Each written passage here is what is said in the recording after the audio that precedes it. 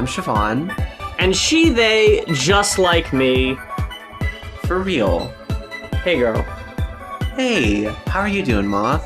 I am okay. How about yourself? I am also okay. It's... God, what do you even say? You know, peaks and valleys? That's right? fair. Yeah. Mm-hmm. Yeah. Lots of peaks, lots of valleys. That's how I'm doing. And folks, you're in for the ride. So strap in and hang on tight, because I think it's been right about a month, maybe a little over a month, since we recorded the last episode. Yes. So first and foremost, I'm very curious about and want to hear everything about is your experience at the Damage show. Oh my God. Okay. I went and saw the Damage and Changeling show in Dallas with friend of the show, Beatrice. Hell yeah. Longsword Wife on Twitter. And it was legitimately so good. I was like on the ceiling for days after that. And still, when I listen to her music or Changeling's music, I get so fucking hype. And I am just like, I cannot wait to get my ass back in a mosh pit. I am fucking excited for it. We were running a little bit late. I remember that, yeah. Yes, I was like freaking out with you in DMs, like, oh my God, we're running late. If I miss even a single second of either one of their performances, I'm going to hate my life. Right. You know? So we show up to the venue. Oh, okay. Also, it was in Denton, and the thing about Denton is really the thing about a lot of Texas towns is that they're like small towns, but they just have been expanded and built upon like fucking crazy. And also, Denton is a big college town that's like just outside of Dallas. It's about a 30-minute drive from Dallas. Okay. Yeah. Well, because, you know, if you look at like the Dallas-Fort Worth area on a map, it's actually fucking huge. Like, you know, from end to end, it's about an hour and a half to drive across. Oof. So, wow. Right. So when people are like, oh, I'm in the DFW area, that's like... That's a state. You know what I mean? Like, I think it is like the size of Rhode Island. You know what I mean? Wow. So, and it's funny, like, they said, like, oh, yeah, we're playing in Dallas, but they were playing in Denton. And, like, I was, like, talking to people who are from Dallas.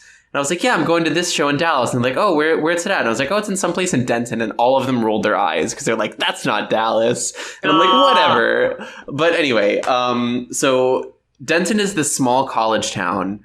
And the square in small college towns, San Marcos, is exactly the same. They're always fucking packed, especially like when anything's going on or at night, because that's where all the bars are. So we were like driving around for parking. I was freaking out. We enter, and literally the first person I see is Damage, who's hanging out in the back. And it was like so weird seeing her in person, like, you know, 10 feet away from me. I was like, holy shit. She looks incredible. She's like a goddess, I swear to God. I'm sure, yeah. So I just had to, like, you know, we like locked eyes immediately, and I was like, oh. And then I went and like I had to deal with my tickets. Like immediately.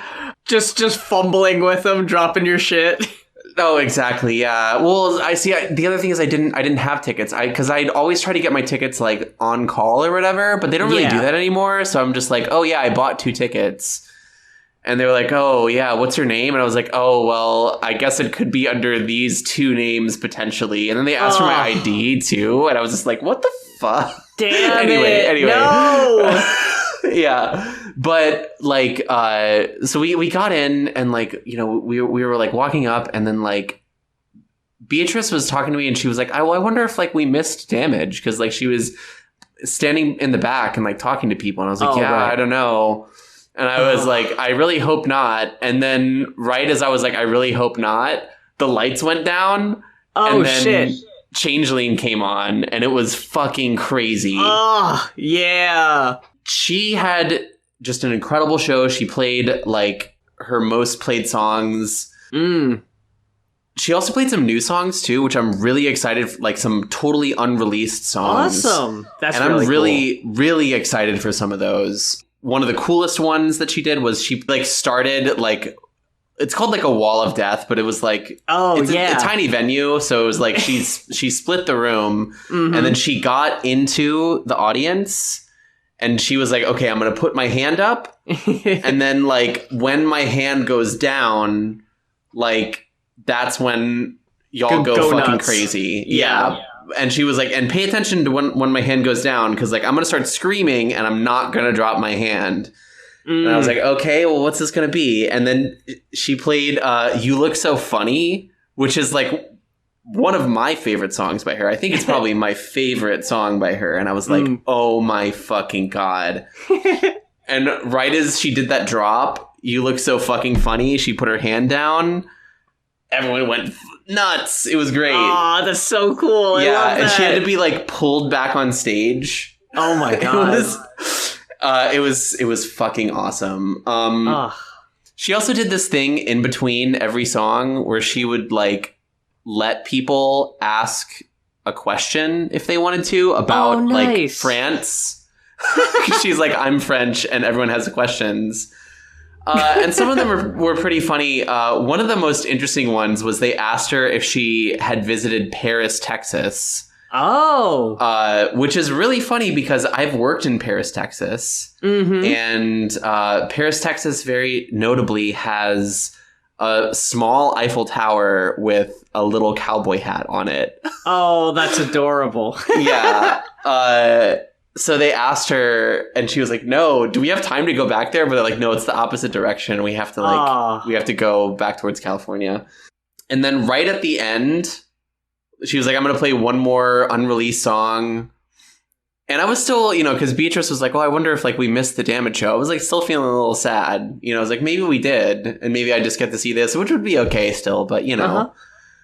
So she played another unreleased song, and this one was featuring Damage, and she came out to sing it with her. Yeah. And we all, like, lost our fucking mind.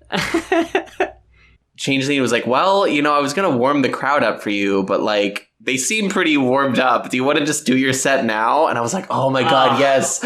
We didn't miss it. So then Damage did her set, and she did, like, several songs off of the new EP. She did Big Smoke, which is one of my favorite songs by her. She did Rome, which we talked about like a couple episodes ago. Yeah, and I gotta revisit that song because I think we didn't really dismiss it, but I don't think we dove into it as much as we should have, because that was like, on the first half, right? On the first half, yeah. It's really good, and like also watching her perform it like kind of unlocked it for me. You know what I mean? Yeah, that is always how it goes. Like, I'll see a band live and they'll play a song that usually isn't in my heavy rotation or whatever, but seeing them perform it definitely gives me a new appreciation for it. And then it's like, oh, well, now I have this memory associated with it too. Absolutely. And like, oh my god, every moment that woman was on stage, I was just like looking at her like in rapturous envy. You know what I mean? Like, she looks so good. And like both of them were like extremely like charismatic performers. Yeah. And we had a good crowd. So like everyone was jumping, everyone was moshing. There was even one moment during I think she was playing Trash. Okay. Or yeah, she was playing Trash with Changeling. And like we were all moshing, and like I just like bodied some little twink who just like fell over, and I was like, oh my god, I'm so sorry. Well, and that happens, right? Yeah. And I'm like an experienced mosher, so I like stopped and I like picked them up immediately and like set them on their feet. You know? And like there was like a lull. And like, so Damage didn't stop the music, but she looked at me and she looked at them, and they were like, "Are you okay? Are you okay?" And we were like, yeah, we're good. And that's important because, like, you know, a lot of artists who play like music that people mosh to, they don't always do that, and that's how people get hurt, you know? So it was like actually cool and really, like, I had a lot of respect for that she would, like, you know, basically halt the performance in the middle of it and stop the momentum just to make sure that we were okay, you know? I'm trying to rack my brain over here. I don't think I talked about my incident on the show, did I?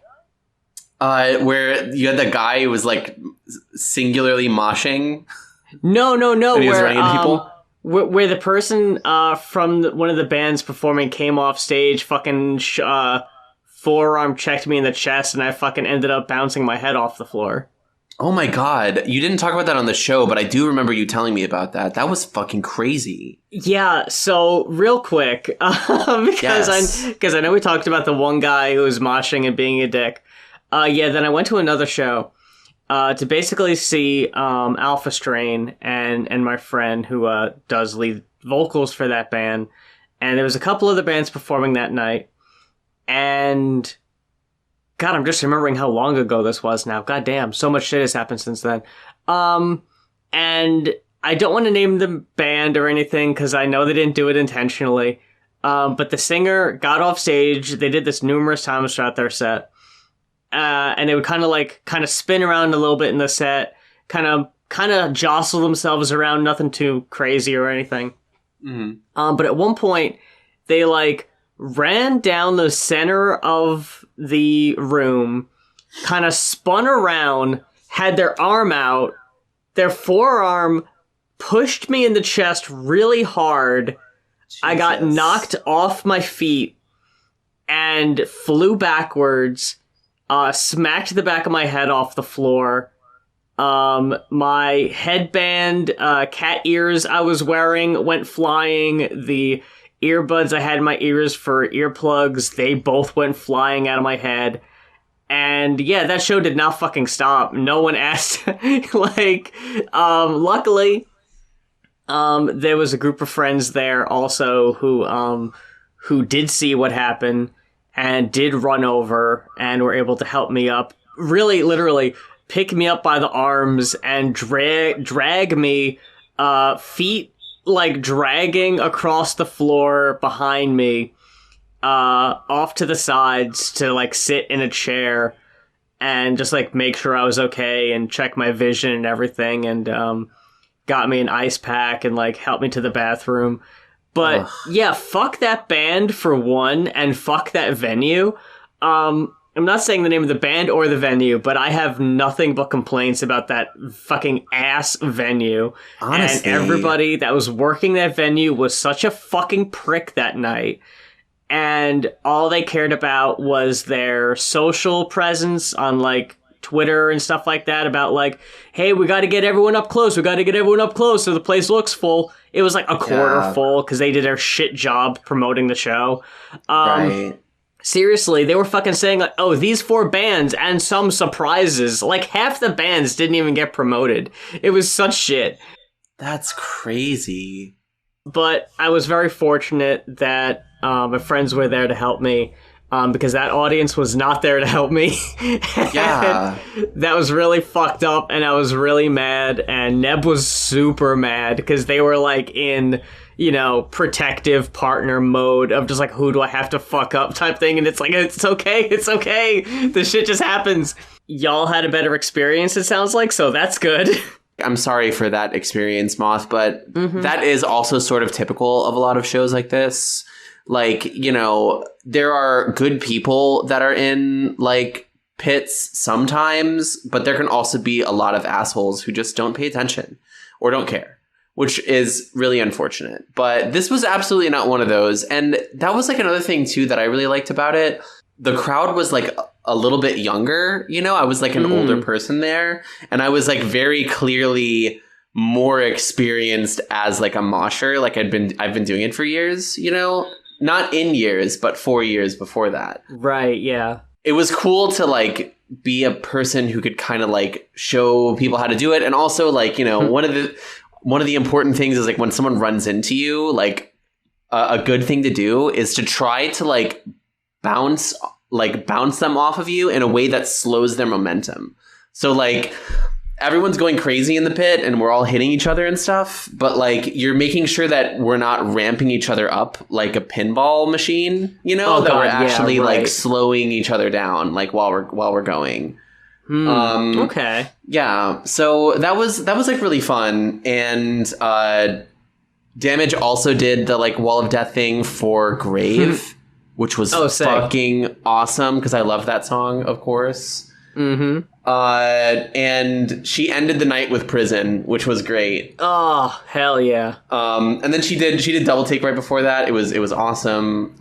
So I'm pretty sure we were all going to call for an encore, but it was also clear that the venue was like cutting it off there. It was like no encores. So she posted up in the back where we could like go like buy. All she had for merch was like stickers. So like I bought 2 stickers and I had her sign one of them.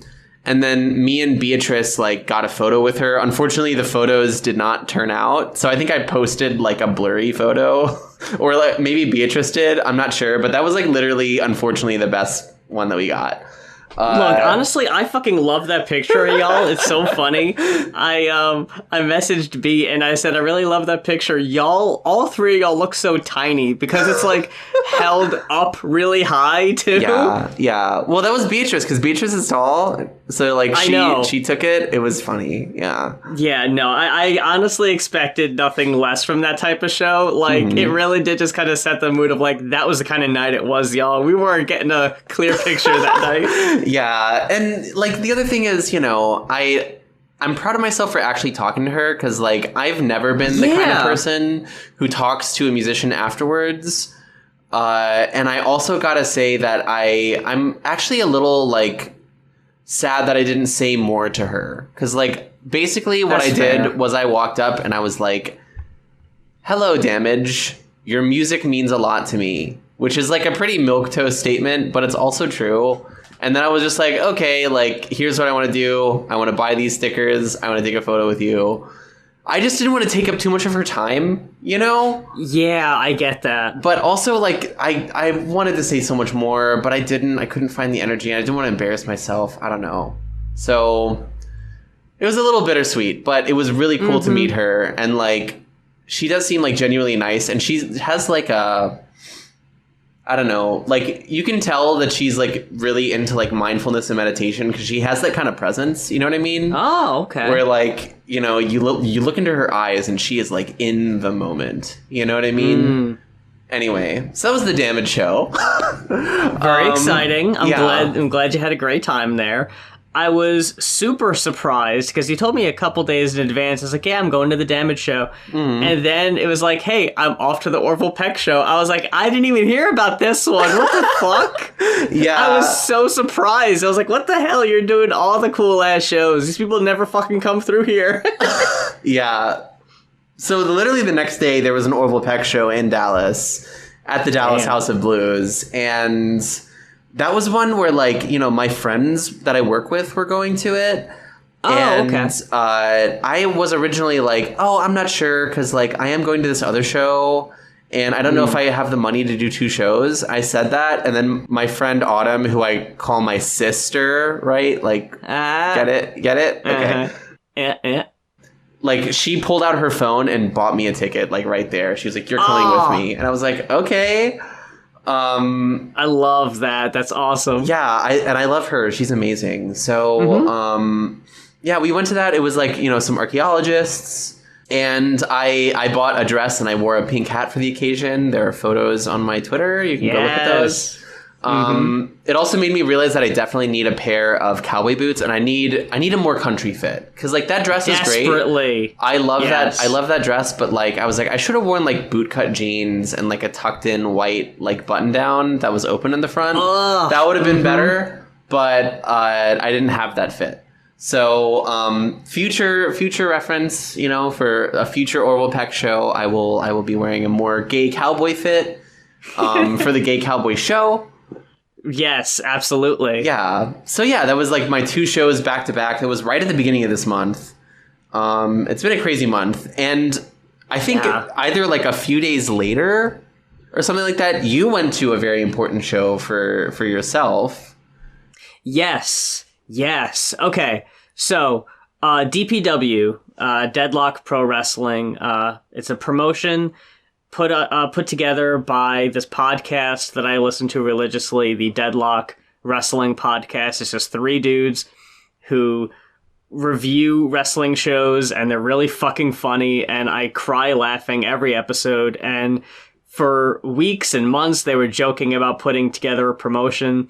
Then finally they did, and now it's like one of the most well-respected independent promotions in the country. God.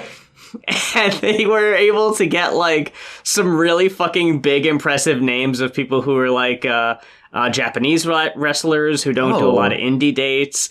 I'm telling you. So when they announced that they were performing at the Grady Cole Center in Charlotte, which is a historic wrestling venue, and they were like, this is going to be our biggest show ever. It's our first arena show. So it's funny because the last time we saw them, which was over a year ago, when they were in Concord, or Concord. I always forget if it's Concord here or Concord, because I know people, they get on you if you mispronounce city names. I don't care. I don't give a single shit what they call it.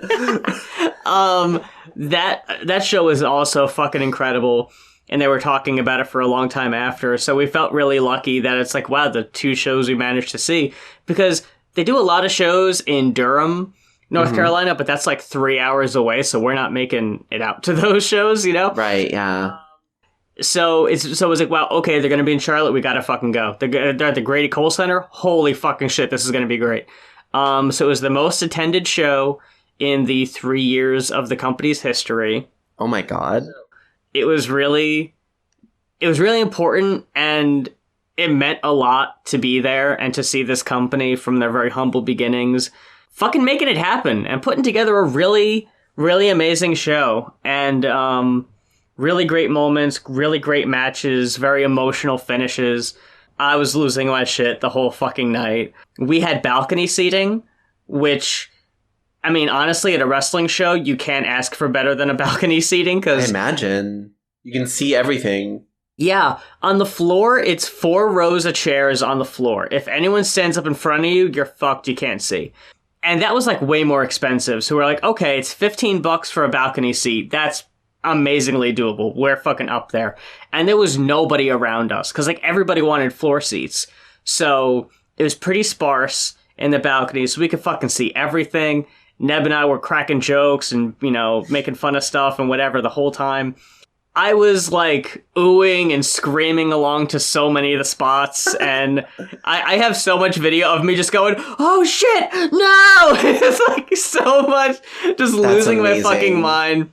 Ugh. And I've been going to wrestling shows since I was like in single digits, Siobhan, so this shit's in my blood. Ever since I was like 7 or so, I've been going to wrestling shows. So having not really gone to many wrestling shows recently, this was super important, and I had a really great time. Neb had a really great time, and then I listened to the episode of the podcast that came out after the show, and they were just talking about how great it was and how hyped the crowd was, and like the wrestlers, when they would go back through the curtain after their match, they'd be like, holy shit, the crowd's on fucking fire, they love that shit. So like the wrestlers for the next match were like excited to go out, and like everyone was having a really great time. So it was amazing to be part of that. Really great energy in there. This tag team from North Carolina really gave a really great speech about donating money to victims of the hurricane in Asheville. That was really important. So yeah, really great show. Loved we were able to make it. I really hope they come through again soon and not in another year and a half. But we'll see. And one small thing that happened very soon after that I wanted to talk about is the dentist visit. There's not much to say about this, but when you set up an appointment for the dentist visit, a couple days beforehand, they send you a text and it says, hey, blank, press C to confirm your appointment, and it had my dead name still on it. And I was like, well, okay, let's change that. So I called them up and I said, hey, you have me in the system under this name. I'd like it to be updated to my new name. And they seriously were like, okay, we'll just put that in there. Okay. Is there anything else I could do for you, dead name? And it was like, Jesus fucking what the fuck Christ. are we doing? Yeah. What even are we doing here? So I was just like, because I was just over it. I was like, no, that's it. I'm good. Thank you. Bye. Yeah. And was just like, I yelled afterwards. But I was just like, let me get this out of my fucking system. These little annoying things that come along the way of like, it really is like, it's at the end of Godfather, right? During the baptism, where you see all these all the members of the rival family getting gunned down. Yeah. And that's what it fucking feels like when you're going around updating all these places. You're literally like you're obliterating your dead day from all these different places. Yeah. It's like, okay, you know what? Better yet. You lock him in the revolving doors, you fucking gun him down. Yeah, of course. I shot Mo Green on the massage table through the glasses. You know, you saw it. Yes. Yeah, it's the fucking Jane Silent Bob scene, where they're fucking checking names off the list of all the people that talk shit about them on the message board. So yeah, that was whatever. I just wanted to get that out there. But the Anita Velveeta show, Siobhan. Okay. So, I had a very similar experience at the Anita Velveeta show as you did at the Damage show. Okay. Shows at the Milestone, I love them because everybody is so hyped for everybody. So, we figured Anita Velveeta were gonna headline. For whatever reason, they did not. They went on second. Okay. Out of 4 acts? Interesting. Yeah, I don't know if maybe they had to, like, get out of there. I suspect they saw how empty the place was. 'Cause that night did not even close to sell out. That's a shame. I feel really bad for them, because they did really put on an amazing show, but it was a fucking Sunday night. And I guess Sundays don't really do that well, so I'm not too surprised. But yeah, when we got there, the opening act either just finished or were, just about to. And you just saw, like, I keep saying Anita Velveeta. It's like a 2-person thing. I don't know if that's, like, the name she goes by or what. So I'm just going to say, like, the singer from Anita Velveeta. Okay. Was walking around. And yeah, you'd just be like, hey, what's up? And just keep walking. That's crazy. You're all just hanging out in this tiny ass room. And I was there with my friend Harper, came out to the show, and Neb was there, and we were all just kind of waiting around. And sometimes, like, between the sets, we'll either go outside and hang out, and all of a sudden, we're, like, hanging out by the merch table, and they're just pushing up all of these amplifiers onto the stage. Like, there's like 7 amps, and we're like, the fuck is this? Like, are they going on now? Like, we could have swore they were headlining. Yeah. But, yeah, the lead singer is pushing all these stuff up there, and it's literally like a wall of amplifiers. Oh my god. In a tiny little space? I know, like this tiny ass stage, and she's just like, all right, 30-second countdown. If y'all are outside smoking cigarettes, get your asses in here. We're about to start. Holy shit. And we're like, oh, fuck, here we go. And when I tell you, this crowd, for the most part, had no fucking idea what was about to hit them, because half of the crowd were trans women. Okay, of course. And the other half were fucking normies who didn't really seem to appreciate what was going on. Yeah. So she's up there. She's fucking screaming. The guitarist or bassist, I forget which, she's going crazy up there too. And the sound is it's just dizzyingly loud. Luckily, I had my earplugs in, because otherwise it just would have been a fucking disaster. Yeah. And she's running off the stage, running into the audience, kind of moving around, jumping around, almost bumped into me a couple times. Yeah, there was a few people jumping around, but a lot of people were just kind of standing, and I was like, what the fuck's going on? So I was kind of getting a little annoyed at how, like, not into it the crowd was getting, so luckily at one point Anita goes, all right, for the next song, if you jump along to the next song, that means you got a fat ass. If you don't jump around to the next song, no ass. Oh my God. All your friends talk about how no ass you've got. So I was like, well, that fucking cracking my knuckles, like, let's fucking go. Yeah. So that fucking song starts, and I was fucking hopping along to that shit and really getting some height, getting some elevation on that shit. Yeah. And was just like, let's fucking make up for how bored these other people seem. Like, I feel like we gotta go extra hard for this. Yeah. So they did an amazing set. The video I sent you during the song Turfs Will Not Get Into Heaven, which is such an amazing fucking song. Hell yeah. She just like shoves the microphone in her mouth, lays on the ground, puts her legs behind her, holds them with her arms, so she's just like in a small knot, just screaming at the top of her lungs into this microphone. It sounds like shit, but it's just like, oh my God, this is some of the most intense stuff I've ever fucking seen. Hell yeah. It was so powerful. I would be going crazy for that shit. Oh my God. I hope she comes out your way sometime. You need to see her. So afterwards we headed over to the merch table because she had a lot of fucking merch out there. Yeah. 2 shirts I ended up getting. One was Turfs Will Not Get Into Heaven. I had to get into that. They had another shirt that just said DIY MILF. And like, I mean, if that ain't me. Hell yeah. I needed that. There was another shirt that said Bucky says trans rights or else. That was pretty cute. I love that.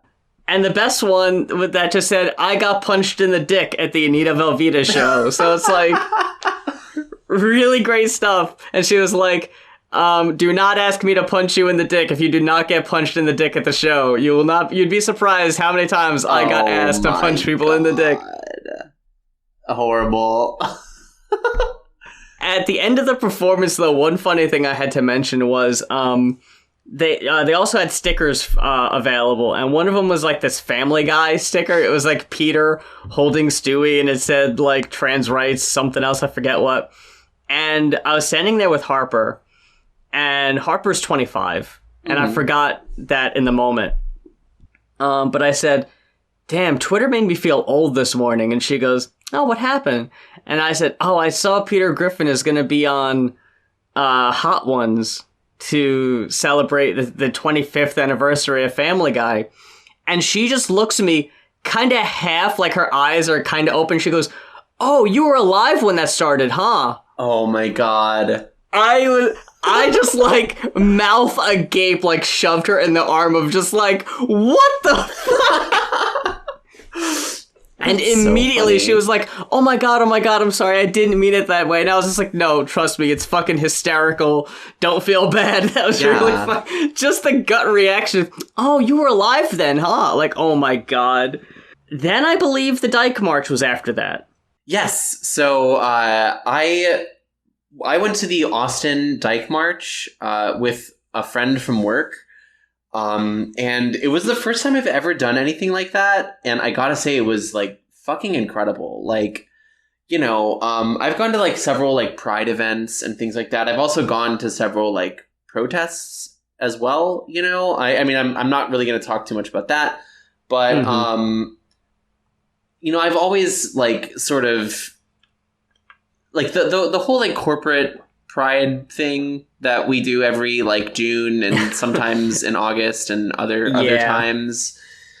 It's fun. It's certainly fun. It's a good time to go out with like your friends and get some drinks and have a good time if you want to do that. But you need a group for it. You need a group for it, and it always feels like there's like a disconnection there too, because it feels more like a festival than it does like a political event. You know what I mean? Absolutely, yeah. The Dyke March was absolutely not like that.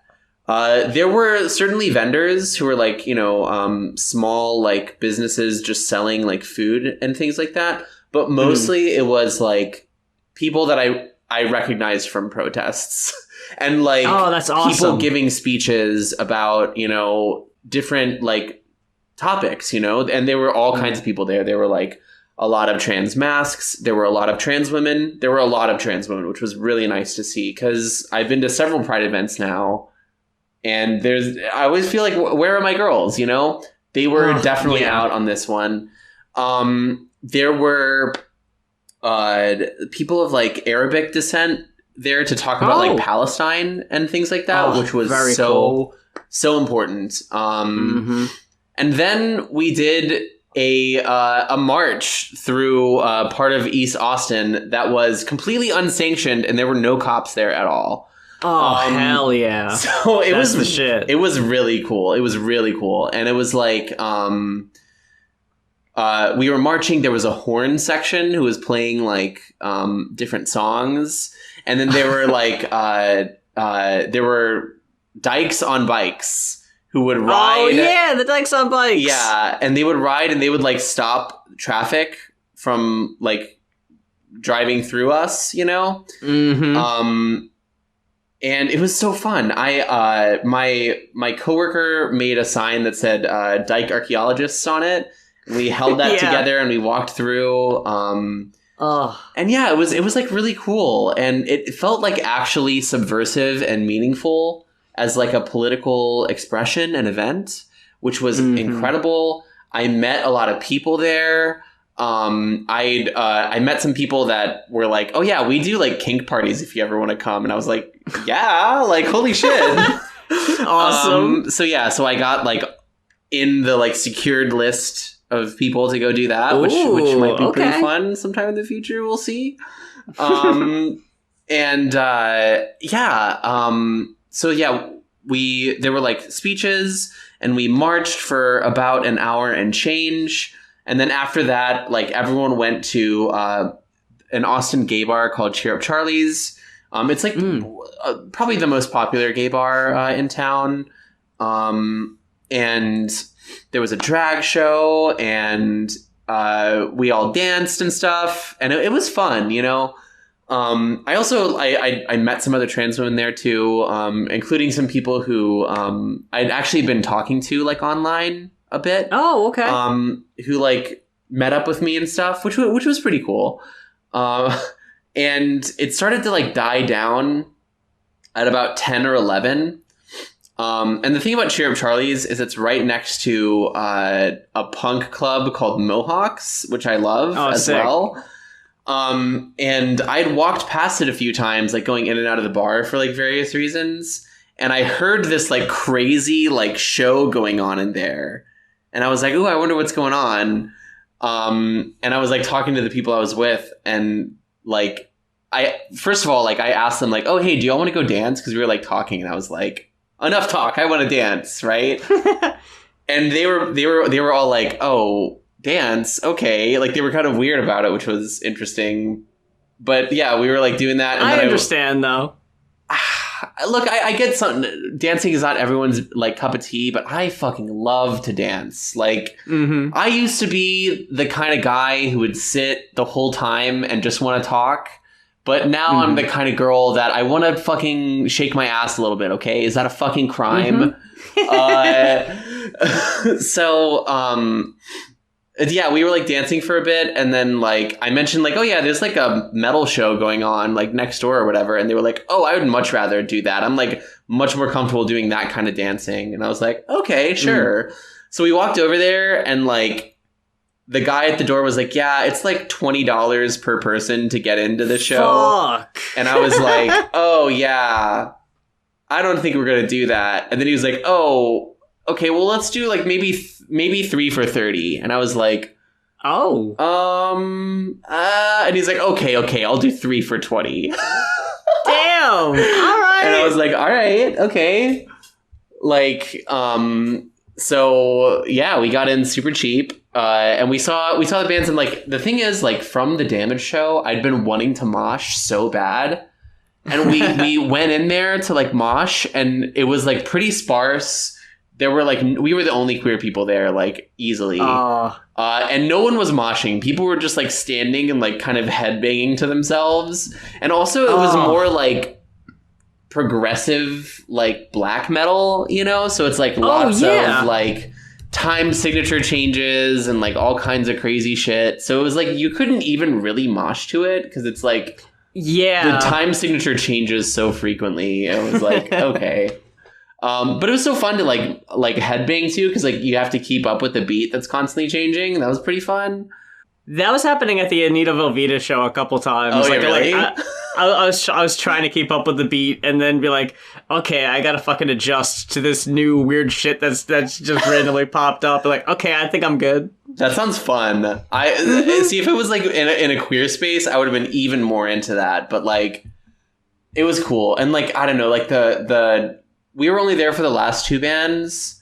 And I don't remember what any of their names were, but like the first band that was playing, like the lead singer was fucking crazy. He kept like miming, like tearing out his organs and stuff that. And like he did that. He like mimed tearing out his organs, and then he made eye contact with me, and he like kicked me his liver, and I caught it, and then he pointed at me like, hell yeah. And it was really sick. Cool. Yeah, it was really cool.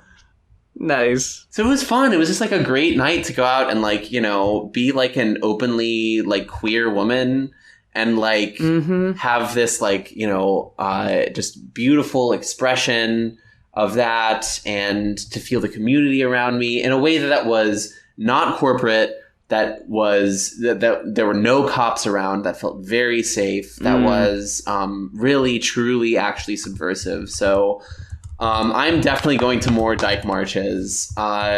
So cool. Much better than Pride, I will say.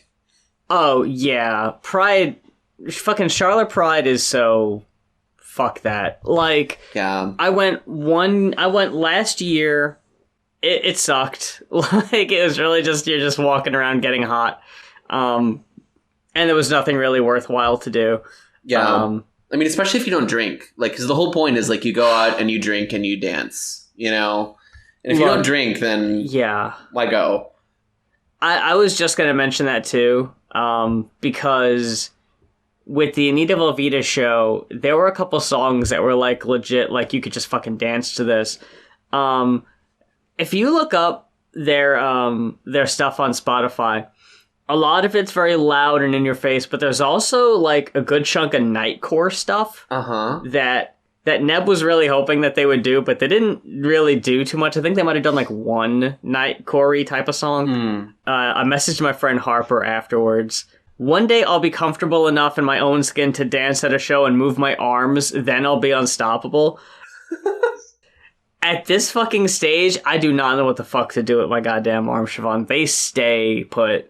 Like, I headbang, I'll move, like, my lower half will move just fine. Yeah.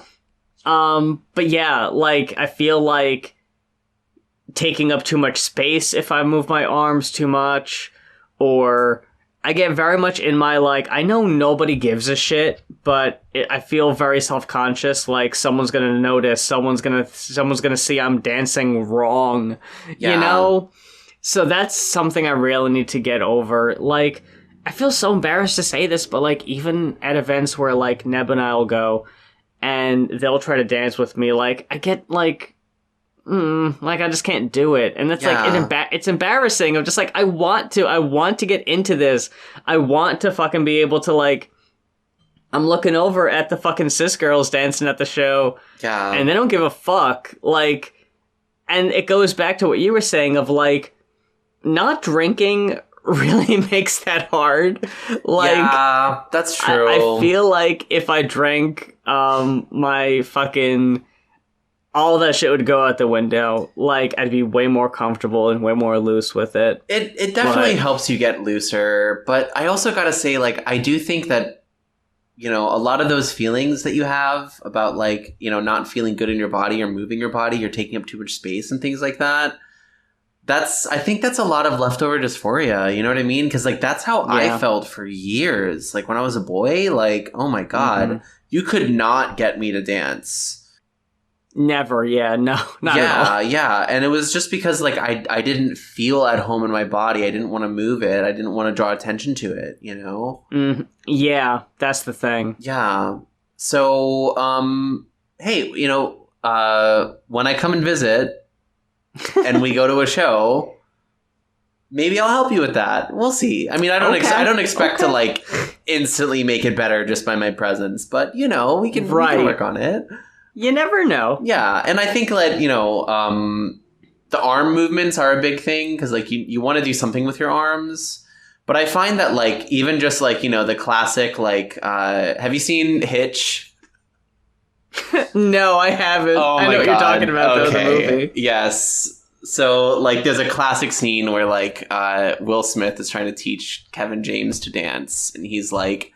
Here's where you live. Here's what you do. You have your arms like 90-degree angle right here, and you move and you snap, and you move and you snap, and that's all you do, right? That's kind of basic advice, but it also sort of helps. Like, really, like, you want to have your arms like somewhere up around your chest, and you want to move them to the beat. You know what I mean? And like, you can, another thing you can do is you can look at what other people are doing and just do that. You know what I mean? Like, copy other people's moves.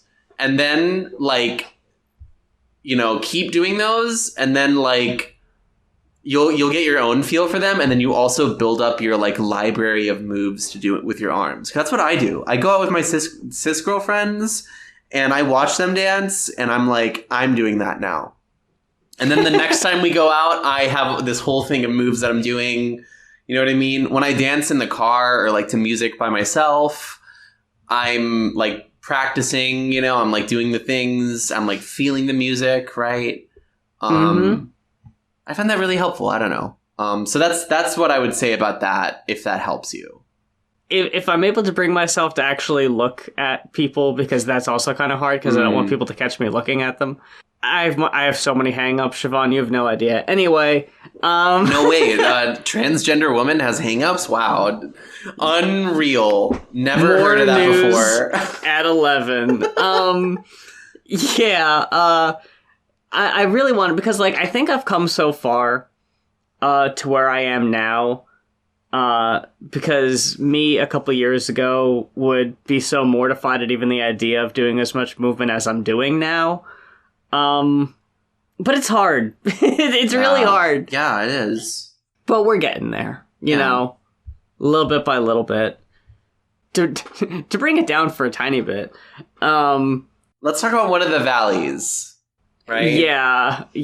I don't want to get into too many of the specifics, honestly, because they're really boring. Like, if I were to tell you exactly what I was doing at work, it would be so much unnecessary shit.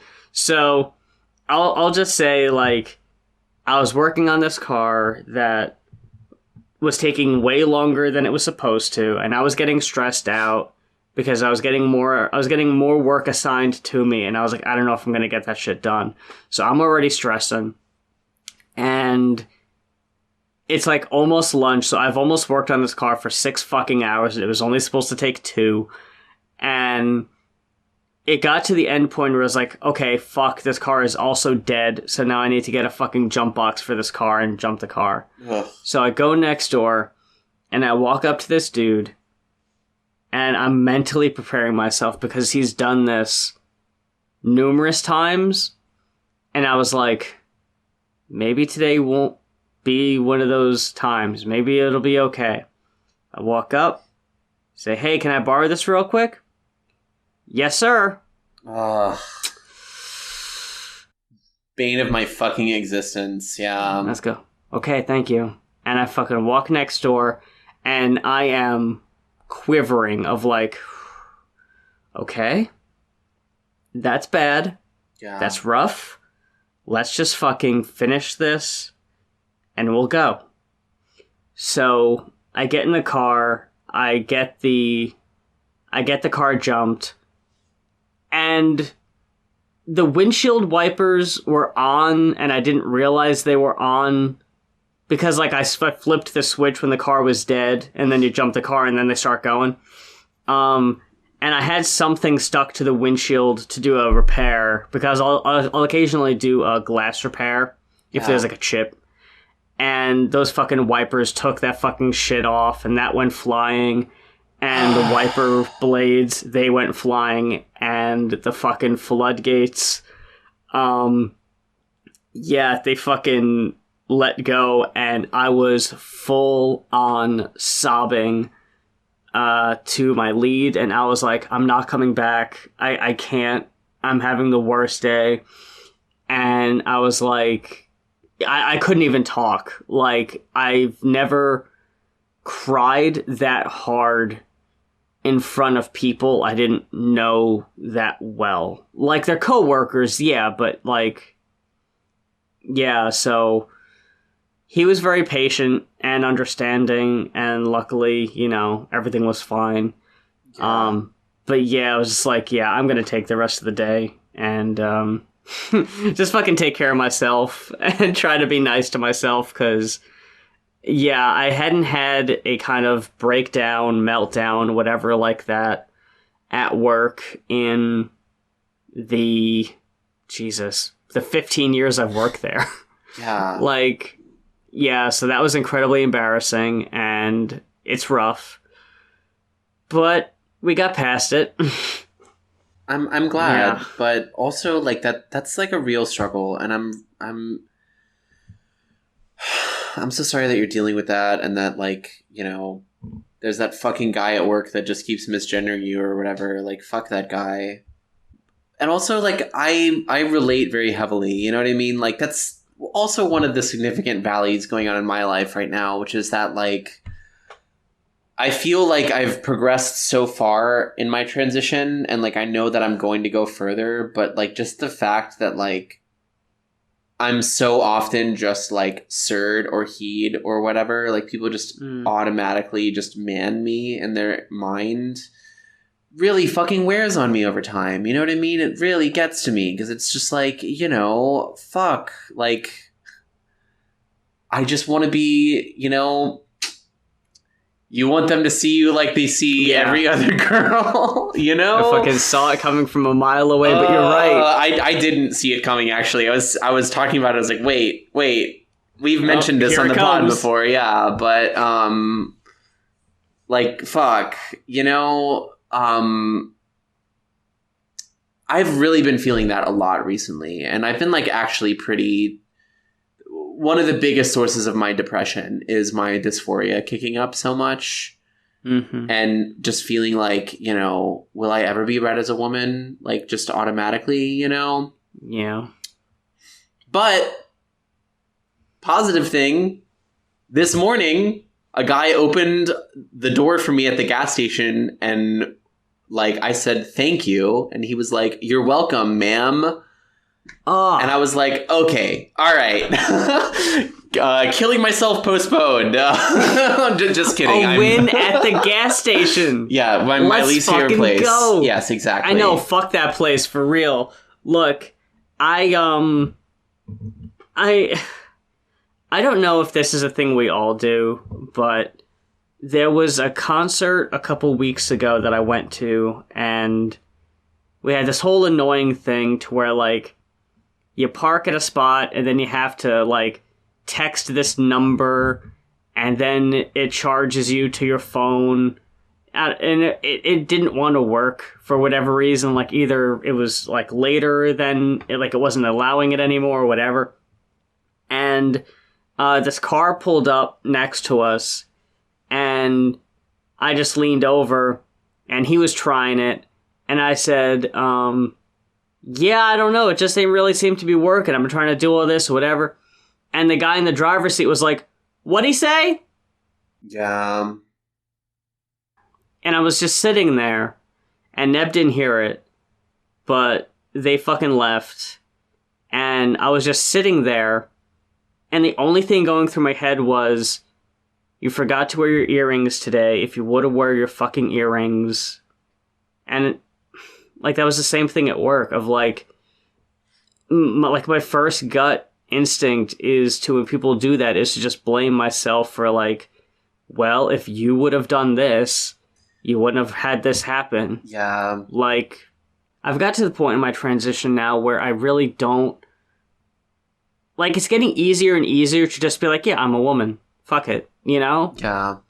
When you repeat yourself, well, like, when you're stuck like that and you know and you're that confident in it, to have something like that happen just shatters all the confidence you had built up, like a goddamn Jenga piece got pulled out. Yeah. And it's just like, I was doing so good, and it's like, well, fuck. Like, you just question everything at that point. Yeah. It's like, we're both, I'm just gonna say we're both doing fucking incredible. Yeah.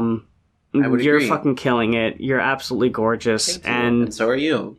Thank you. And I saw someone on Twitter, some transphobe troll, whatever, leave a comment on just a couple girls hyping each other up, you know, like the infinite hype train we talk about where, you know, no, you, and it just goes on like that forever.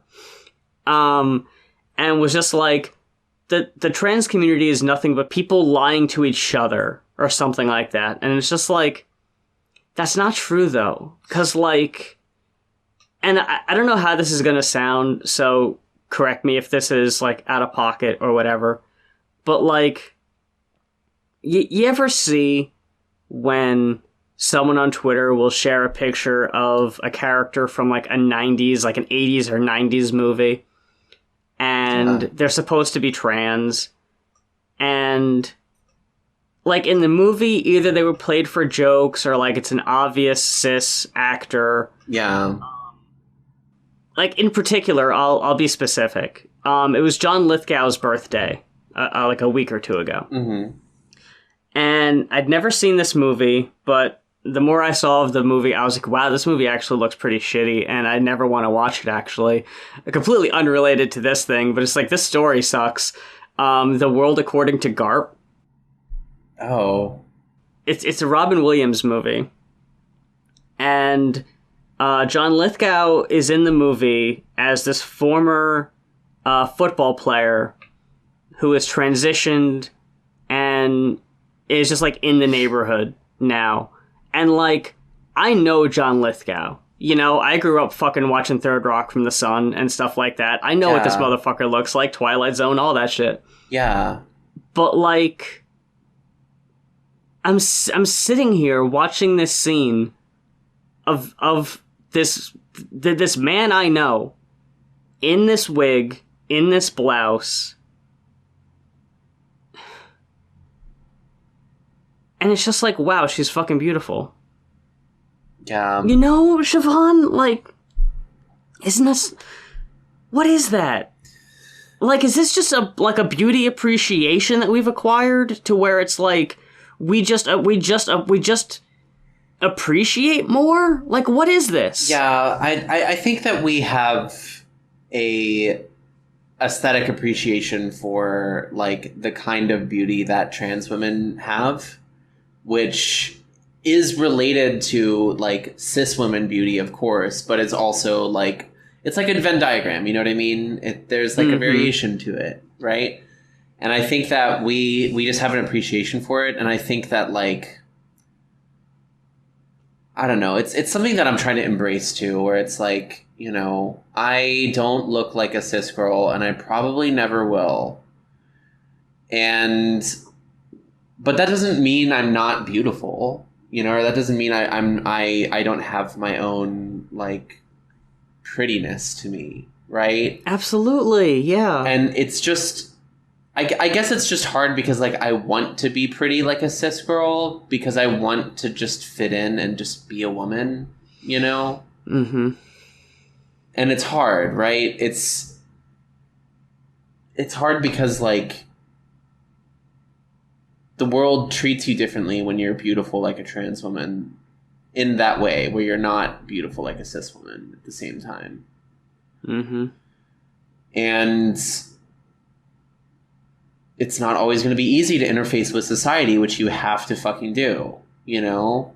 Mm-hmm. but you know, like we have each other, and there's also other people that like appreciate, you know, us for who we are, and they're not all just like blanket fetishists. Okay, they're not all just chasers or whatever. Like, and they're not all gamps either. Okay, that's my new favorite word, gamp. What's that? Okay. Oh God. All right. So do I want to know? Well, honestly, it's actually a pretty useful word because it is from bad circles, but it's I figured. But it is like it's actually useful as a word that means chasers and people who are attracted to trans women. So it's like it's more descriptive. So basically it's an acronym. It's GAMP, and it stands for gynoandromorphophile. So gyno meaning woman, andro meaning man, morpho meaning like some like mixture or like movement between one or the other, and then phile as in someone who like finds that beautiful or attractive. You know what I mean? So obviously that would include chasers, but what I like about the term is I like a lot of things about the term, but one of the things I really like about the term is that it's fun to say, which I think is very important. It's like, what's up gamps, you know what I mean? Or like you know, I really can't wait till I hang out with like a big group of trans women again, and I can just walk up to them and be like, what's up, my AGP gamp faggots, you know what I mean?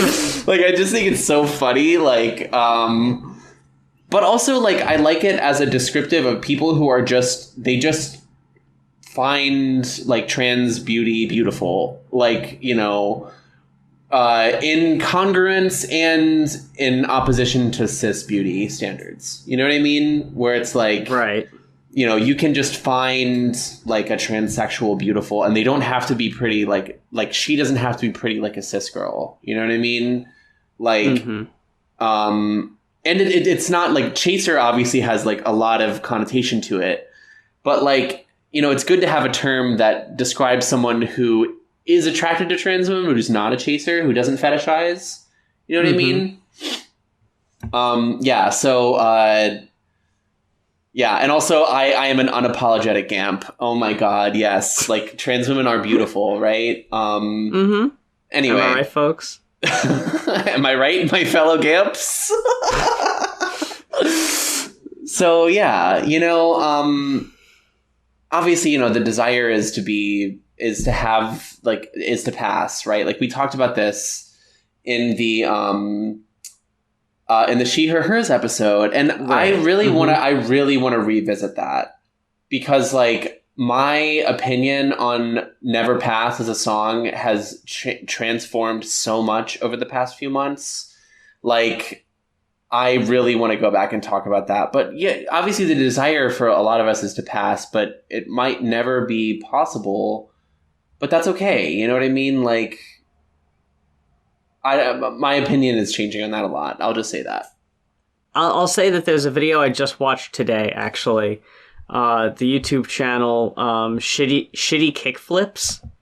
I don't know if this has come across your YouTube at all. What the fuck? Okay.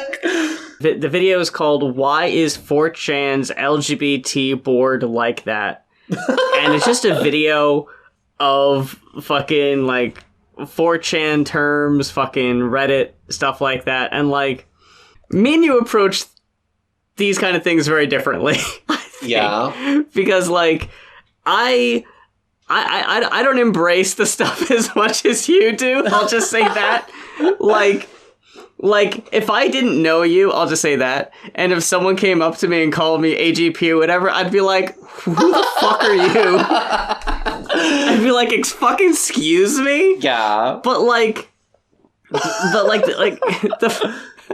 the video goes into like how like it kind of feeds into like almost like a doomer mentality of like people who just like never like see themselves positively, and they get kind of like weighed down in that kind of community. And like, I can tell that you're not, you know what I mean? Yeah. Like at the end of the day, like, I know you're a joyous person, and I know that you're not doom and gloom, and that, like, the dysphoria you experience is, you know, I'll say similar, because I don't want to diminish or condescend or belittle, I guess, like, your feelings by just being like, yeah, we all deal with it, because, like, I know it's nuanced for everybody, you know?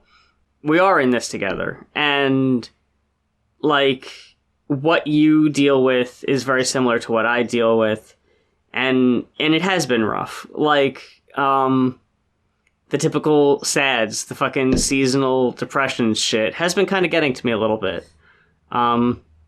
Even though, you know, it hasn't been particularly cold lately. Yeah. It's still, you know, this week has had its moments. Yeah, me too.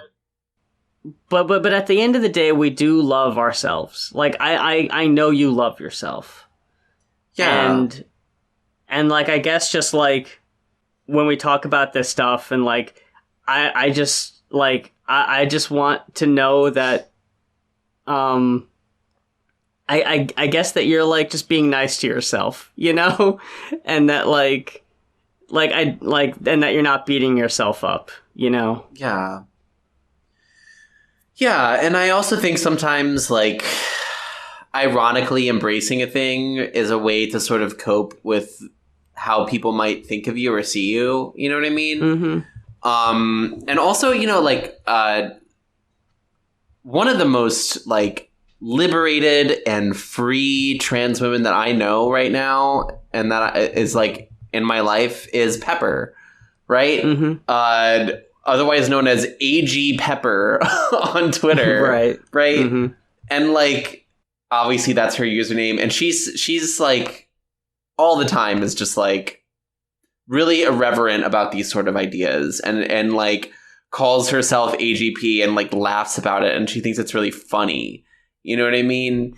And she's regularly like, "What's up, faggot?" You know what I mean? And I just love that. It's, like, so, like, fun, and, like, there's, like, I don't know, it sort of takes its power away too, to be like that, to be like, yeah, okay, like, you say I'm AGP, or are you trying to hurt my fucking feelings? I don't give a shit.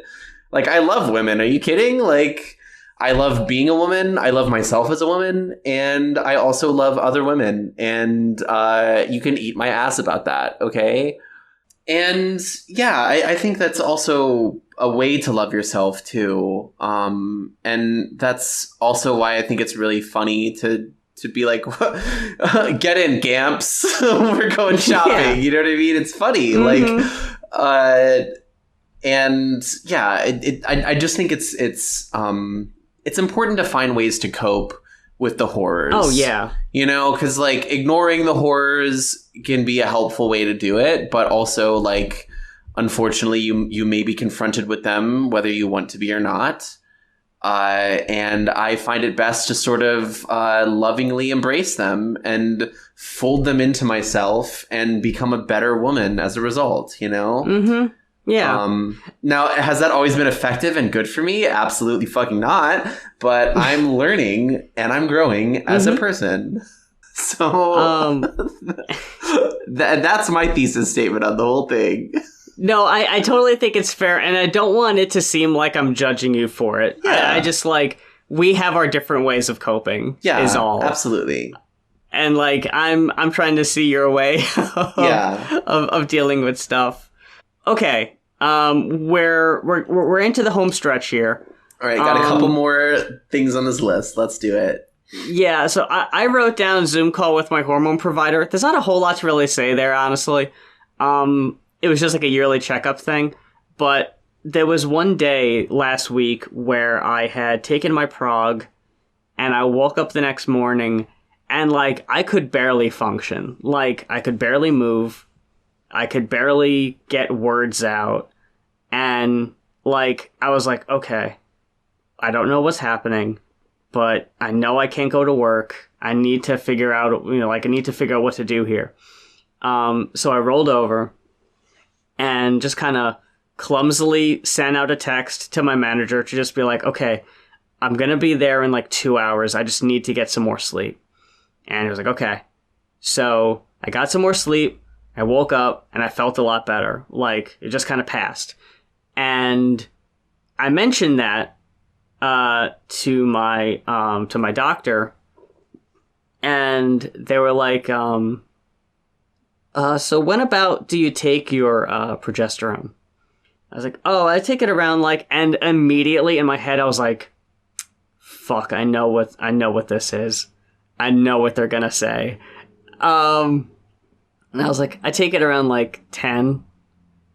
And they're like, okay. And I was like, and I get up around 4. And they're like, and they go, okay. Well, you need to get more sleep. Yes. And I was like, fuck. Yes. I know. 6 hours is not enough sleep, girl. Please, I swear to fucking God. Don't make me do this like I did this with the fucking water, okay? You need your fucking sleep. I know. So it's not gonna happen tonight because we were recording late, but... Sorry, that's my bad. No, it's not your bad. You had stuff. It's perfectly okay. Yeah, stuff. Stuff. I don't know if you want to go into it. Me spiraling in my hotel room. It's fine. It's okay. I'm here. I'm having a good time. So yeah. Yeah, so I've been trying to make that change. Been trying to get to sleep a little bit earlier, so hopefully that'll get rid of any possible prog, grog, or fog, grog or fog, babe. So we'll see how that goes. But on a similar note, you also wanted to talk about an HRT appointment. Yes. So I recently had an HRT appointment, and it was a fucking nightmare. Long story short, my car wouldn't start before the appointment. Oh. So I had to call my friend Autumn, my sister, right? Mm-hmm. And thankfully she was still in town. She gave me a ride. And I was able to make it to the appointment on time. So all of that, thank God. I was going in there to ask for injections. They did my blood draw. Yes. Oh, and also it was just my 3-month. So they did my blood draw, and the thing with me and the blood draw is I kind of like to look at it. It's it's cool to see my blood ooze out of me. You know what I mean? I'm like, ooh, it's fun, right? So you might see where this is going, but I think I have a vague idea. Yeah. So she did the thing, and then she was like, You're such a badass for looking at that. I can't do that. And I was like, oh yeah, it's fun. I like it. Oh my God. She left the room. I was going to wait in there for the nurse practitioner to come around to do the appointment proper. And I started to feel fucking horrible. It was this creeping feeling. I got nauseous. I felt horrible. And I went to the bathroom because I thought I was gonna shit my pants. Sorry to be gross, but it was literally nothing. I didn't have. I just went in there and sweat for a couple seconds, and then the nurse practitioner was like, Siobhan, are you around? And I was like, yeah, I'm over here. I'm coming. And I hobbled back, and she's like, are you feeling okay? And I was like, no. I feel really nauseous. And she's like, oh yeah, that happens after the blood draw sometimes. So she came in, she sat me down, she got me water and an ice pack. And she was like, have you eaten much today? And I was like, well, I had a bagel and a protein bar at 9, and it was fully 3 o'clock. Oh. And I was sweating. It was crazy. And she was like, yeah, just lean your head forward, put this on the back of your neck. And then she was like, do you feel well enough to keep going through the appointment? And I was like, yeah, so I'm losing my mind. And I'm talking to her about my HRT. I'm like, yeah, I want to get on injections. You know what I mean? And I was fine throughout it, but it was crazy. And that never happens to me ever, Huh. And like, I've given blood before. I've like, I obviously did a lot of blood work every single time for all these appointments. I was even like, right when I got on HRT, I also did blood work for like dietary reasons because I wanted to check on my like cholesterol and things like that. Oh, uh-huh. And they had me come in an extra time to do blood work. So like I've, in the past like year, I've done blood work like 8 or 9 times. I've given blood like, probably 10 to 15 times in my life. You know what I mean? Mm-hmm. Like, I'm a tough bitch, okay? That's all I'm saying. And like, I was just like, I can't believe this happened. And I was like talking to like one of my other trans friends who had a similar experience with blood and has a similar like opinion about blood. And she was like, oh yeah, you're like 1 year HRT, right? And then she's like, yeah, like, especially because you take like Spiro and you're on estrogen. And the other thing is I quit smoking recently, right? So my blood pressure is way lower than it has been in the past. So when you see something like that, like your body goes into shock sometimes. And that's basically what happened. I was I went into shock a little bit. Because my blood pressure was so low. It's like part of like the HRT and the quitting smoking. Oh. So, the things I do for Big Naturals, what can I say? But yeah, I'm gonna start injections as soon as my pharmacy gets their estradiol valerate in. So very nice. Yeah, congratulations. Thank you. I'm gonna be injecting that shit right into my ass, okay? I actually, I mentioned it during my visit also. I don't know if, like, a problem with me is I'm going through folks, like, I'm not going through an actual, like, I'm not seeing a doctor normally. Mm-hmm. And my stuff is not covered by my insurance. Yeah. So I'm paying for my hormones out of pocket, which is not fun. And the injections are considerably more expensive than the pills are. Okay. I just recently traded in my car for a new car. Yeah. So I've got car payments now. And I've got the laser payments. Yeah. So we had this conversation also about, like, the doctor had asked me if I had, like, any family history of stuff. And I was like, I don't have anything in the... they was like, we don't have anything in the system for family, like, medical history. And I was like, oh, well, I could try to find that out and get back to you. So I texted my mom, and I was like, hey, like, do we have any history of anything?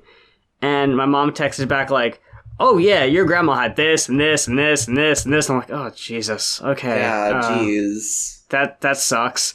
They were just like, okay. Like, I could tell they were trying to not make me panic. Right. But they were just like, being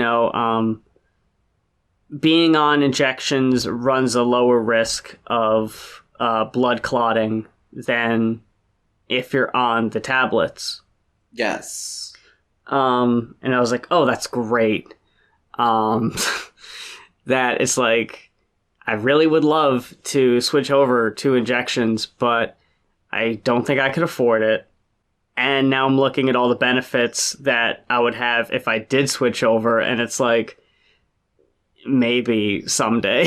Yeah, like it's something to like look forward to possibly. And like also, I mean, fuck, like famous, beautiful Twitter trans woman Liv Agar is on pills, and like a bunch of people do pills, and pills are fine. Like, pills are completely fine. I mainly want to get on injections so I don't have to take the pills every day because of my lifestyle. You know what I mean? That does make total sense. Yeah. And like, I've heard that the changes can happen slightly faster, but they don't happen like more. You know what I mean? And also, a lot of the evidence that says that they happen faster is anecdotal. It's just like people say that they do. And a lot of the case, and a lot of the times that's because they don't go on to injections until after their first year, which is when you start to see faster changes anyway. Like, my tits are going fucking crazy right now because I'm getting close to a year and a half, right? That's just like when you start to like really see the changes, when they really start to build up. You know what I mean? Yeah. So like, you know, injections, pills, like take your HRT. Okay. That's the real trick is to take your HRT either every day for pills or, you know, once a week for injections. And that's it. Right. Okay? I do hope you can get that in the future, but don't stress. It's not like you're, like, doing yourself a disservice by not being on injections right now. Okay? Yeah, like, I'm not trying to brag, but, like... You have crazy good tits. You have crazy good tits. You should absolutely be bragging about them. I would never shut up about my tits if mine looked like yours, okay? So, yes. Okay, well, I wasn't going to say it, but all I was going to say is at the current moment, I'm very happy with how my body is. I am very satisfied with my tits. I'm very satisfied with how my waist and my ass are at the moment. Like... Honestly, results I never would have expected, you know? Yes. So I'm also almost coming up on my 3 years. Yes. Congratulations, by the way. I'm super excited. That's in February, so that's a couple months away still. Ugh, so good.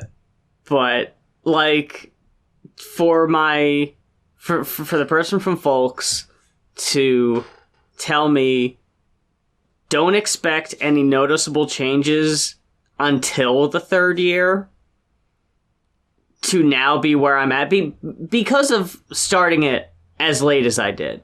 Yeah. Like, you know, if I were to start in my 20s, I would have been, you know, farther along. But starting it in your 30s, you kind of have, you know, you're already kind of behind the 8 ball in that situation. But, not anymore, bitch. Now you're on the 8 ball. You are the 8 ball, arguably. That's true. So yeah, the expectations were very low. So honestly, anything that happened is a blessing. So I'm not at this point like, wow, I wonder what injections would do.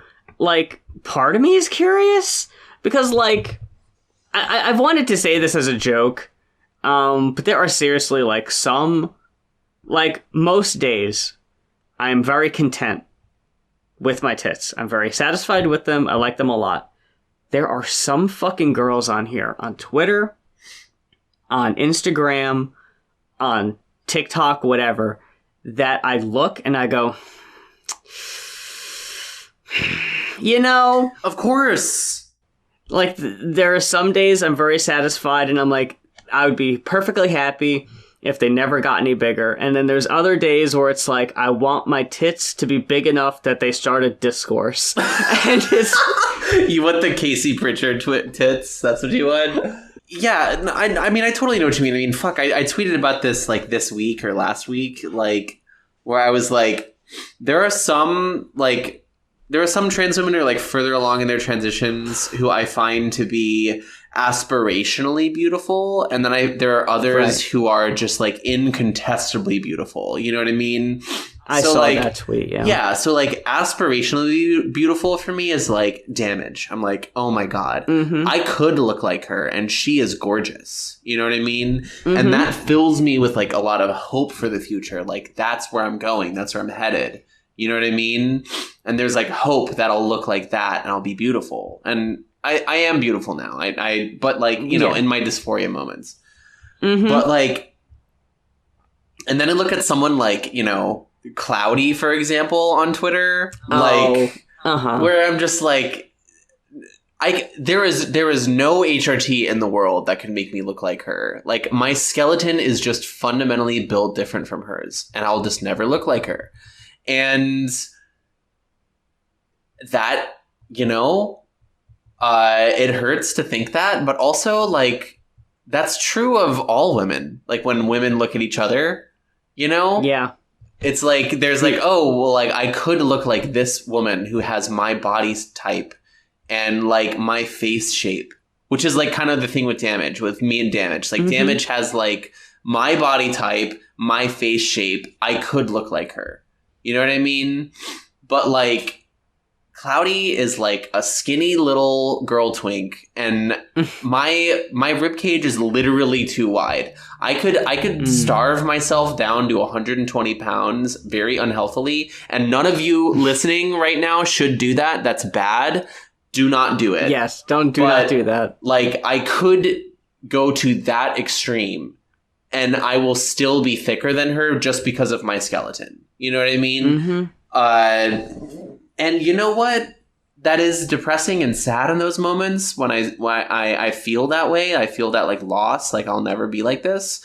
But also, who cares? I'll be like myself. I'll be, you know, like I'll look like people who look like me, and that's wonderful. And it's like, it reminds me of a thing that Jackie said, and I also said this in the thread at Entry Level Nut on Twitter, where she said that, like, you know, your transition is so personal to you, you know, like, and comparison is the thief of joy. You're not going to look like these other people, but your transition is your journey. It's how you changed. It's how you are going to look in the future.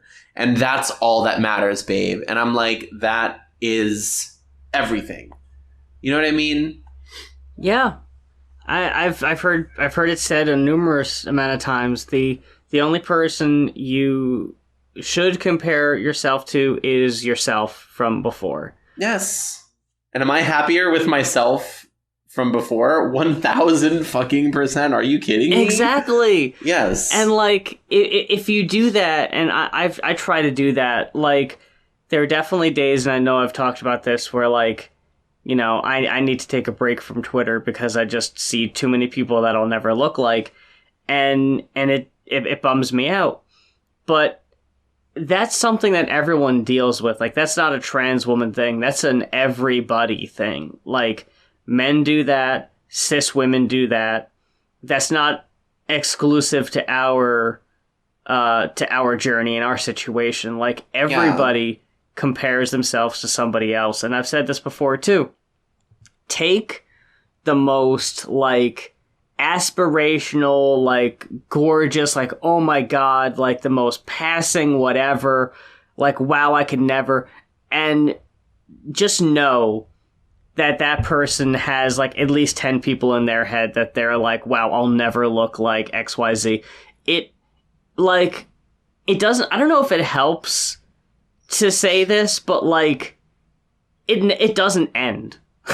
Yeah. Like I know you tweeted about this, and I've thought about it too, to where like I've thought about like FFS or something somewhere along the line, because there are certain aspects of myself that I'm not super happy with. Me personally, and I'm not trying to tell anybody else how to live their life or what to do with their bodies, but for me and my money, I look at it as like, I probably will not be happier even if I get FFS. Like, will it fix the thing in me that is what causes me the dysphoria? Probably not. And it's like, okay. You'll just be on to the next thing, right? It's always going to be something. That's the problem. And actually, to get off this bummer of a topic real quick, I think I might have mentioned this in the first episode of the podcast, but I said the reason that I wanted to initially start transitioning in the first place was because I started recognizing myself looking more like my dad than my mom. Yeah. I mentioned that to my mom recently, and you know what she said to me? What? She said, I don't think you look like him at all. Girl, hell yeah. I don't see any resemblance. And I'm just like, no fucking way. Like, you've got to be kidding. And she's like, no, seriously, like, you don't look like him at all. And that was like, whoo, boy. Yeah. Yeah, I needed that. Yeah, and it's like, also, that's good for me to hear, too, because, like, I have been feeling the trans woman brainworms like fucking crazy recently. I was texting you about this off mic. Like, I've mentioned this sometimes, like I'll post a selfie and I'll be like, I was really hesitated to post this. I just like, I'm feeling dysphoric about the shape of my face. I feel like I have visible shadow all the time, even right after I shave. So I can't take a photo of myself. I can't post a photo of myself. I just, you know what I mean? And then I fucking look at that picture, and it's just like, you're fucking stunning. What are you talking about? Yeah, it's like, I get it, though. I have brain worms. I understand. Yes. Mm-hmm. They've weaseled their little fucking faces into my brain, and now my brain is like 80% worms. Okay? Right? It's rough. Oh. Okay. Let's refocus on, as day of recording, it is 1 week away from Halloween. Mm-hmm. Yes. Say, Moth. Ooh. What are you doing for Halloween? Well, specifically Halloween, probably nothing. But on Saturday, which is just 2 days away at time of filming, the venue that I always go to, the fucking Milestone, every year they have a Halloween concert. And that is bands from the local area do cover sets. So instead of doing their own music that night, their whole set is of a different artist. So, for example, the main artist I'm very much excited to see, Girl Brutal, who everybody should check out on Spotify because their shit is fucking fire. They're doing a 100 Gex set. Hell yeah. And it makes perfect fucking sense because the music is already kind of 100 Gex-y, I guess. Yeah. So I'm like, oh my fucking god, yes, I need that. Then there's like another band doing a Deftones set. There's a band doing a Smashing Pumpkins set. There's a Ramones set, a Prince set, a Pat the Bunny set. Like, girl, I'm gonna be fucking dying. The fucking night is gonna be incredible. But we decided that we were gonna go dressed up for the show. My friend I was talking to, Harper, she's going as an anime character. I still don't know. As many times as I Google it, I'll never fucking remember. I'm sorry. It's a show I've never seen. Yeah. But then I tell people and they all know. And I'm like, okay, I guess it's a character that people know. I just don't. After much deliberation, I was looking at costumes that I wore last year. I had the Daphne costume. I had the Barbie, like the cowgirl costume. And I was like, you know what? I want to do something different. So I was like, what's a costume I can do that is just clothes that we have lying around the apartment? So I was looking in the closet, looking all around. And last year for Christmas, Neb got me this full body red zip up back suit. And I was like, okay, gears are starting to turn. And they also got me this one-piece kind of shiny plastic, kind of like a one-piece like bikini type thing. Yeah. So I put that over the red bodysuit, and I'm going to be going as Oops, I Did It Again, Britney Spears from the music video. Oh, that's so exciting! I'm very excited to try to replicate the makeup specifically because that's just fucking iconic from the video. Going to wear some wig. I'm not sure which one. I haven't worn a wig in since April. It's been a long time. So I'm gonna have to throw all that shit in a fucking bald cap. But I'm very excited. I think it'll be a lot of fun. And I've talked about, I don't know if we've talked about it really, but I think it kind of goes back to in hindsight, you kind of look back on attraction, on whether or not it actually was attraction or if it was aspirational. Yeah. You know what I mean? Yeah, I've been thinking about that a lot. The whole, do I want to be with her or do I want to be her type thing. Yeah.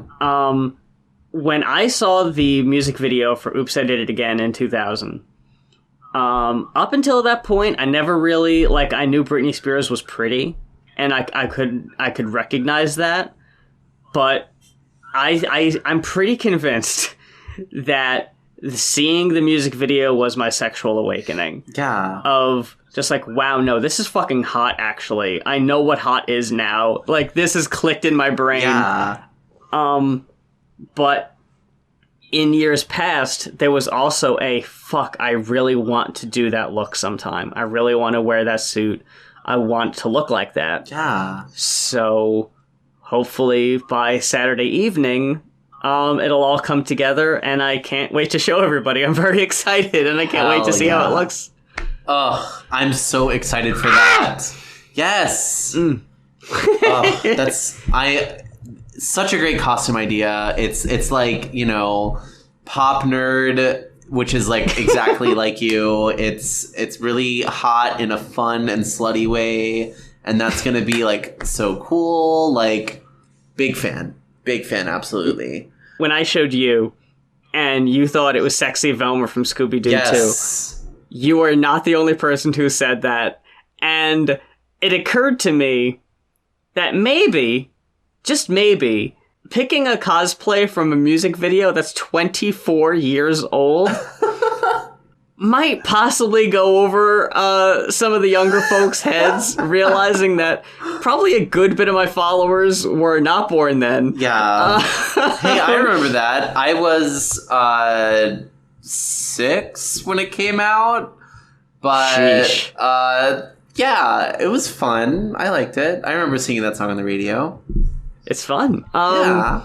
So I did the math, and I was like, okay, 24 years. What if I, in 2000, cosplayed a music video that was 24 years old at that point? I'd be fucking doing ABBA music videos, Siobhan, from 1976. So, hell yeah. Just to put that into perspective of how wild that is, of just like, yeah, okay, you know what? That is a bit of an older video, because I mentioned it to Pepper also, and she had no idea. Like, I was trying to draw pins, and she's like, no, I don't know. Like, and I was eventually like, Brittany from the Oops, I Did It Again video. She's like, oh, yeah, I never would have got that. I'm like, damn, really? I love that. Oh, my God.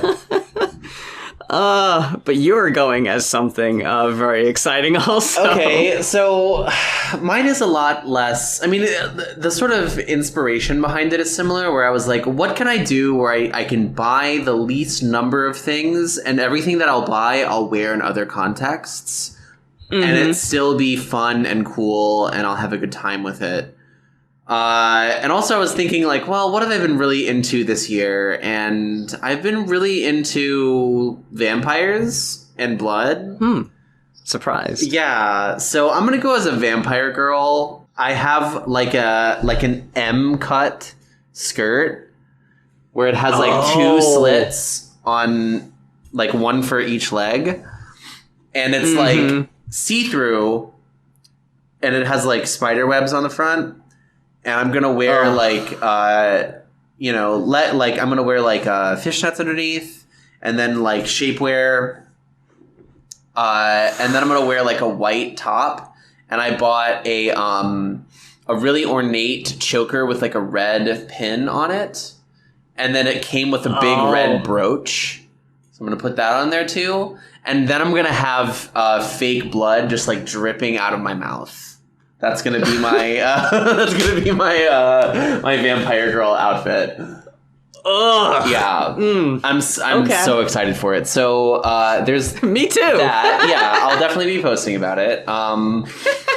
And yeah, I have a few Halloween events coming up. So the crew. Oh yeah. So I'm in the field right now. I don't have this with me, like this fit with me, but the crew is going out to a bar on Saturday, and we're also going out to another bar on Tuesday, which is the big night. We have our like big blowout because we don't have to go to work the next day, or we don't have to wake up early to go to the field the next day. We have to drive home, basically. Oh, okay. So I don't have my my fit on me, but I'm probably just gonna like go to Spirit Halloween here in town, and because this small town that I'm in currently has a Spirit Halloween, so I'm gonna go there. I'm probably gonna pick up the fake blood that I will use for my costume, and then I'll just pick up a couple odds and ends, like real cheap, to just kind of make a version of the vampire girl without the teeth, you know. Oh yeah, because I did also buy like little fake teeth, but they're the cap kind that just like cap on your teeth.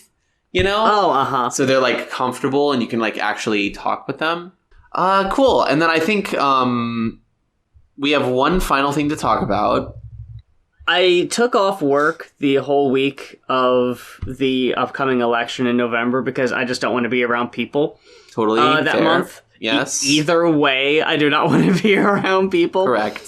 I also was like, I am not going to be voting on election day. Fuck that. I'm not going to be out there that day.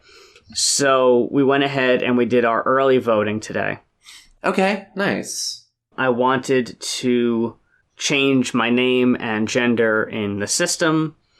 And they, at first, were like, I can change the name, but I can't change the gender. I have to get somebody else over here to do it. And I was like, that's fine. Like, I literally, you know, it's worth it. Yeah. I'm super patient. I'm in no rush. It's okay. Yeah. and go ahead. You know what I mean? Like, yes, get someone else. You're right. Do anything you need. Yep. I'll be right here. So essentially I had to re-register. I had to like fill out the form all over again, but it only took like a couple minutes and took care of that. And because it was at a library, your girl got her first ever library card in her life. Yeah. Appropriately enough, because we've said the word enough on this episode, I borrowed a copy of Brainworms. Hell yeah. That's awesome. Fuck yeah.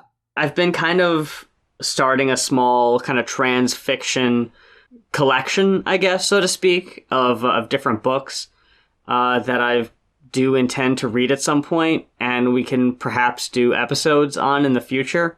I got a physical copy of this book I had mentioned to you, A Safe Girl to Love, which is like a collection of small stories. Got a couple other ones. Got Manhunt, got Cuckoo, got Brainworms. At least I'm borrowing Brainworms. Oh yeah. So got some horror in there. I still really want to find some like sappy romance shit. I haven't really found any of that yet, so that might be tough. Where the fanfics are probably going to come in. Mm-hmm.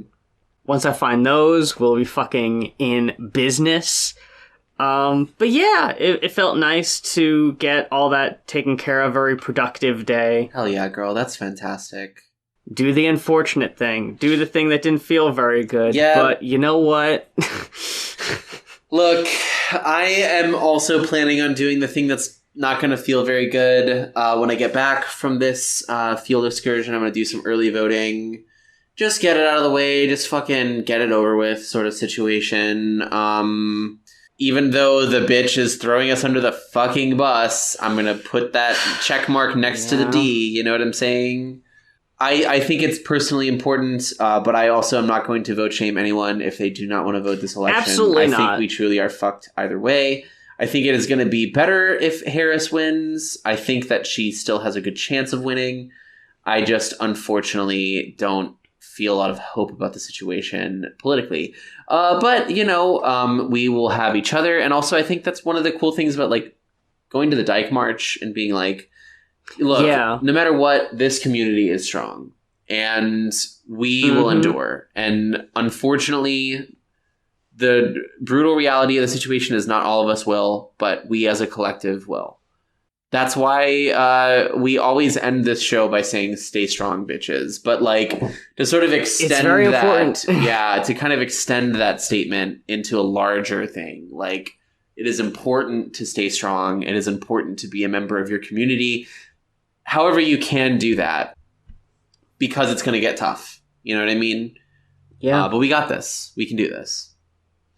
Yeah. I have faith in the community, like you in the Dyke March, me and the local shows, just seeing all the trans folks coming out to the shows and the community that we're building out here it's really inspiring. Like, this time 2 years ago, I wasn't on trans Twitter. I wasn't really surrounding myself with other trans people as much. I didn't really have the community I do now. And especially in person, like, I felt very isolated. Didn't really know many trans people around me.